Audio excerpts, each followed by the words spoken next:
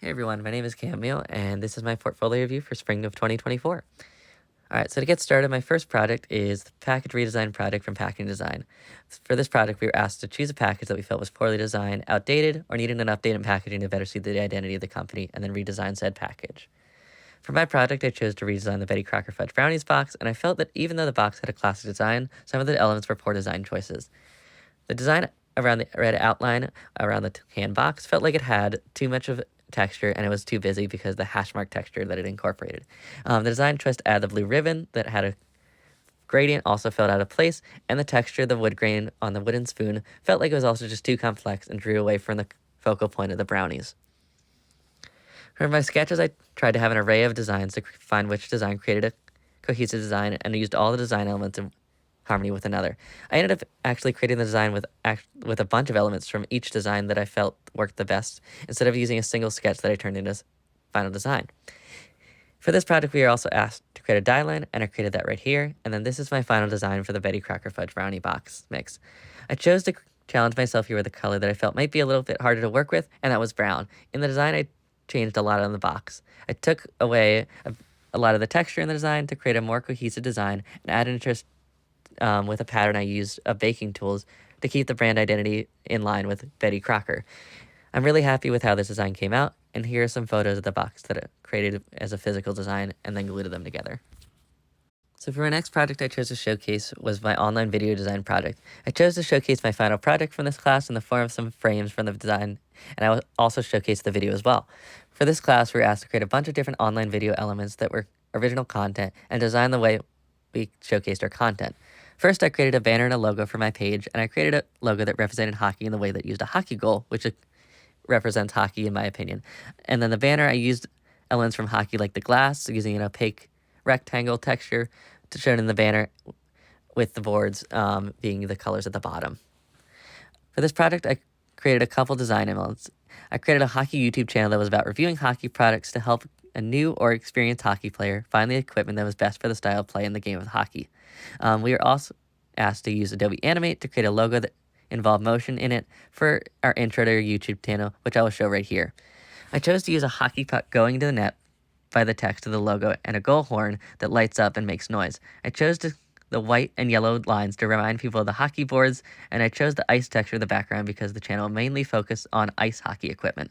The project offered me a new skill set in creating content for video. I tried to make each part of the video engaging, even though I was just describing what each part of the technology does.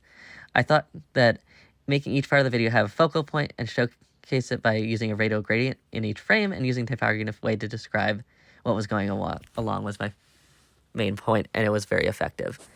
So this is my final. So for my next project, I chose to showcase my series of products project. For this project, we were asked to create a series of 3 products that were similar to each other or in the same theme for our products. For this project, I chose the theme of cryptids. Cryptids are the creatures of phenomenon like Bigfoot, Mothman, or the Chupacabra. So for my project, I chose to create a canned alcoholic beverage, a wine, or a 4-pack of shots. When creating each product, I wanted a drink that corresponded with each character. So for Mothman, I chose Mojito because of Mothman's connection to the queer community and how queer people tend to like that drink. I also chose a more fall drink for Bigfoot because Bigfoot lives in the forest, and I would think he would like fall because he lives in the forest. So I chose pumpkin spice rum shots. I then chose a red wine for the character of the jackalope because they're a creature of Arizona, and I've heard there's some pretty good wine down there, so I wanted to relate it to the location. So with this product, I chose to challenge myself by using shades of only a few colors to make the branding pop off the shelf, so people who purchase alcohol will most likely gravitate towards it because of the fun and loud packaging. I also made sure that for each product, the character seemed to be the focal point of the product so that people knew that maybe the branding of the product would help them figure out what kind of drink it is if they're not sure. I tried to use typography in the pieces to make it more spooky vibe in the unique packaging, and I tried to show where the character was from by having each product, like the Jackalopes packaging had a desert on the back, Mothman's packaging had a West Virginia-esque city on the can between the content, and Bigfoot's had a forest with the falling leaves behind the logo. As its alcohol would be seasonal product, it would only be sold in the October and November months, and having a louder and more unique style for the product was important to me in the regard of it being seasonal, so it would sell more and attracted more customers to try Cryptids Brewing Co. products.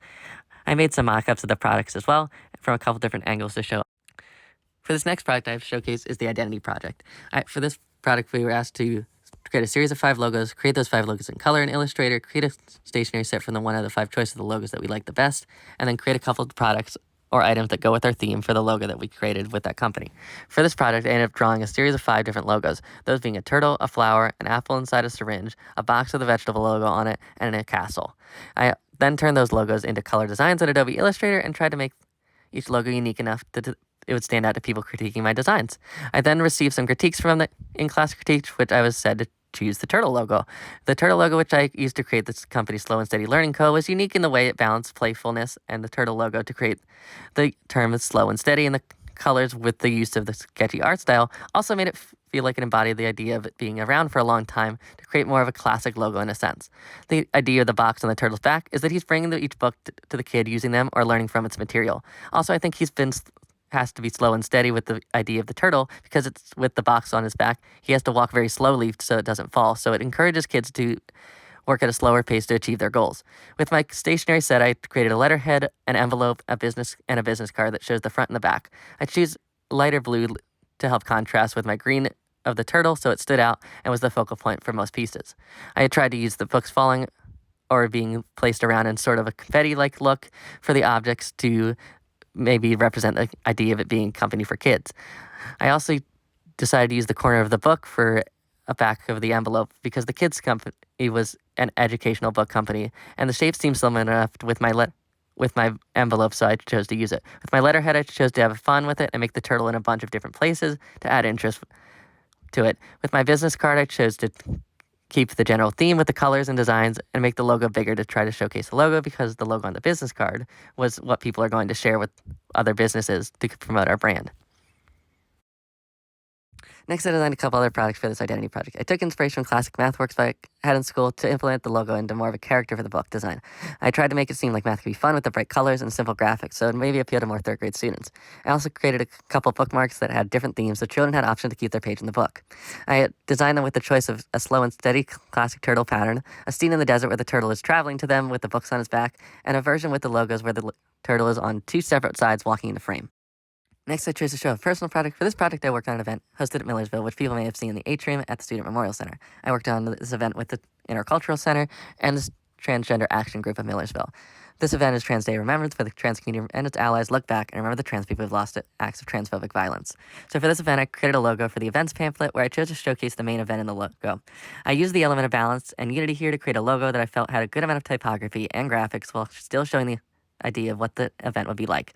Because Trans Day Remembers is a sadder event, and we light a candle in front of each picture to remember each person we lost in 2023, I created a logo that was also part of the event, which was a candle. This logo also encompasses the trans community and the fact that it uses the colors of the flag and the flame. It was important to me to represent the community in the logo instead of just using the image of their flag. The use of the trans colors being bright was also a choice I made because against the dark background, it needed to stand out, and we were lighting candles at the event, so I wanted to symbolize that. Then here is the pamphlet I put the logo on, but I did not design the whole pamphlet. I also designed this photo card we were using at each chair that represented a trans person we had lost in 2023. This was a simple design, but I chose the trans flag as the main part of the design. Because the event is about trans people, I chose to use the white to hold all the text and information, and light blue and pink stripes at the top of the card, and added a photo about each person. Next, for the same event, I designed a poster and used a similar design with the pink and blue being the main focal points of the poster where it was supposed to stand out against the cream background. I used typography to showcase what was important in the poster, like things where time was bolded. I used bigger text for titles and smaller text for information that wasn't important, like who was hosting the event or organization's logos. I'd also designed another element where we used candles with simple graphics to showcase what was going to be going on at the event because we were having a candle lighting ceremony. My final project I chose to showcase was this website design for my 2-year anniversary with my girlfriend. This project really taught me how to make something interactive. I made every part of the website and had to make sure everything was clickable. I chose to design a logo and my inspiration that was this heart signifies love for someone or something, so I designed the logo around a heart.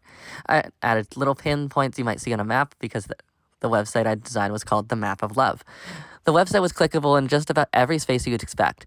It had to be interactive with the map and little hearts on locations which led to stories about those places. I tried to keep a nice balance of colors to make sure they were contrasting and worked with the theme and was around the colors of Valentine's Day, actually, because I thought it worked because it was a holiday that people showed their love for each other. These are my final designs here laid out in Adobe XD, and here are all them being connected as well.